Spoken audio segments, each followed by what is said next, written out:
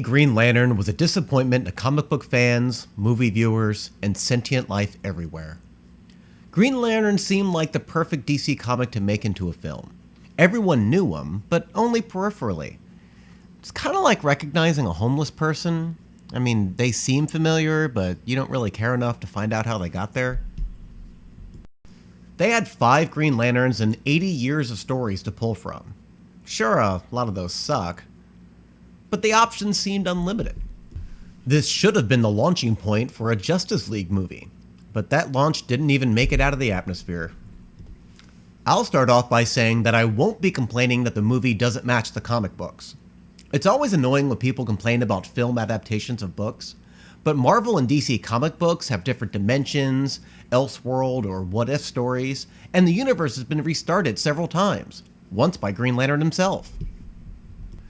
Just call it Else If Universe 32D and get over it. Also in this universe, Carl's Jr. is on the East Coast and Hardee's is out west. And Wendy's is run by Satan. They never mention that though. So, just think of it as another parallel universe storyline. Need I show this picture again? I have a huge problem with this movie. It's so okay. It's not terrible, like say Daredevil or The Phantom, but it's nowhere near the quality of the recent Batman movies or any of the Phase 1 Marvel movies for that matter. Green Lantern only made about half the money it needed to make in order to be profitable. Some speculated that audiences were just sick of superhero movies, but that's not true. The problem was everything was so formulaic and predictable. The hero is a bit of a screw-up. He gets powers and thinks they're awesome. Then he doubts himself.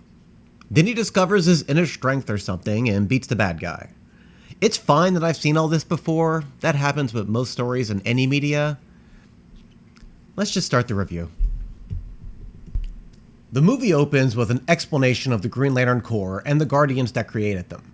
They tell us that the Lanterns wear rings powered by will, and that fear is the opposite of will on the emotional spectrum. Okay, willpower is not an emotion, but whatever. The voiceover also tells us that parallax is the embodiment of fear and the biggest enemy of the Corps. Wait, parallax? The way they measure distant objects in space by comparing different viewing angles? Okay, parallax, whatever. Abin Sur, the greatest of Green Lanterns, imprisoned Parallax, apparently in ice, with his face sticking out, and with no guards or even warning signs. Okay, for some reason the Corps couldn't just kill Parallax, but this is the biggest threat to the universe, and the Corps is the police force for the entire universe, and they just left him on some rock? Anyway, Abin Sur is on his way back home, and he learns that Parallax is destroying whole worlds and killed a Green Lantern. Oh, yeah, and he's right outside the window. He jumps in the coolest escape pod in the multiverse and runs away to crash on Earth. Yep, that's the greatest of Green Lanterns right there, having a fairly unheroic death. And for some reason, Parallax doesn't follow him. Come to think of it, Green Lanterns can fly in space. Why did he have a ship in the first place? Next, we meet Hal Jordan and establish that he's irresponsible and that he's an ace pilot, and that he probably only keeps his job through boning this unnecessarily hot pilot/vice president of the company. They recycle the tired trope that computers will never meet the intuition, creativity, or appreciations of things Cool Ranch that humans have. And Hal decides to prove this point by causing at least $200 million in damages and billions in lost revenue, forcing layoffs, and maybe even the sale of a family-owned company. This is the hero, folks. Sure, he saves Earth later, but never really makes up for potentially ruining so many people's lives. And why did she change into business sexual and Hal is still in his flight suit? Come to think of it, why would the Air Force have bought this demonstration even if it did work out? Wouldn't they just assume the company would have the pilots throw the fight so they can get the contract? Also in this scene, we learn that Hal Jordan watched his pilot father crash and die. That'll probably screw up a kid for life. But it has very little impact on the story, so never mind. We then see that Abin is looking for someone to replace him. Good thing he landed near Hal's location, huh? Close enough for his friend to drive there later. He didn't start to search for his replacement until after he crashed, so what would happen if he crashed on the moon, or on Io, or another system entirely? There are at least 34,000 galaxies in this sector, each with billions of stars and who knows how many planets. I guess it was just luck. Luck, by the way, is periwinkle in the emotional spectrum. Anyway, Hal does some family stuff and then gets whisked away to meet Abin Sur and get the ring and the Green Lantern. Then Abin dies, and Hal calls his non-white, non-black friend to come get him. If you think that sounded racist, blame the casting department. On planet Oa, Sinestro is understandably concerned that Parallax is loose and asks the Guardians to send him and a few lanterns to take care of the problem. Back on Earth, the government, or something, has recovered Abin's body and got Hal's childhood friend to examine it. I would imagine a level A hazmat suit would be used here, but common sense would get in the way of Hector getting infected by Parallax. The only effects of this infection are poorly defined superpowers and cerebral edema. Hal and the hot chick go to a bar and do cute things. Then Hal flees because he's afraid of commitment. Yep, afraid.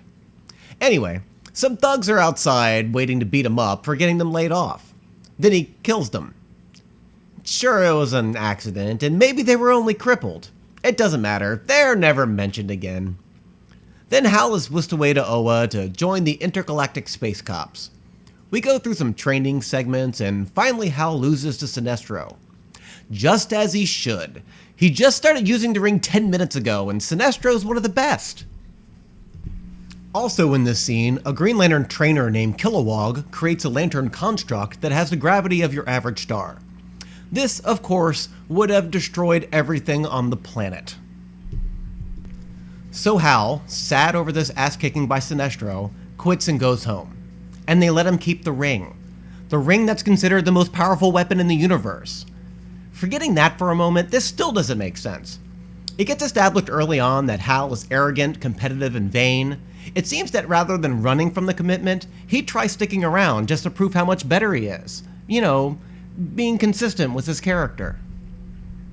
We get some scenes of Hector being a jerk, and him learning that he got to examine an alien because his dad got him the gig. I can't imagine there are a whole lot of xenobiologists on Earth.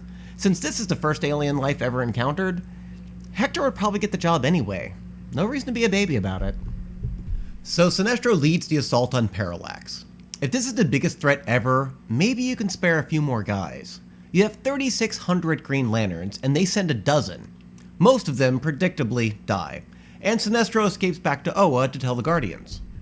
Now the Guardians bother to explain that Parallax was once one of the Guardians and was taken over by the power of fear. Okay.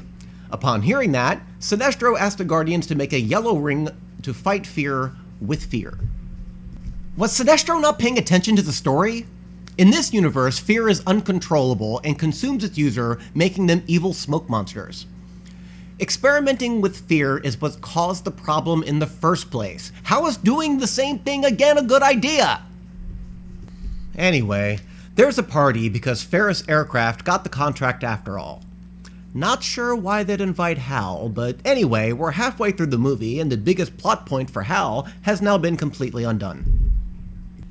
Hector gets mad at his father and tries to crash the helicopter he's in. A helicopter that should have ruined this party by hovering with all that wind. So it's more than halfway through the movie and the hero finally does something heroic. Only to save the hot chick. Screw everyone else. Hal hangs out with his Eskimo friend for a bit, and recharges the ring without saying the oath, then decides to visit the hot chick. I actually don't want to spoil this scene. It's probably the best line of the movie, and this scene should have been in a dozen other superhero movies.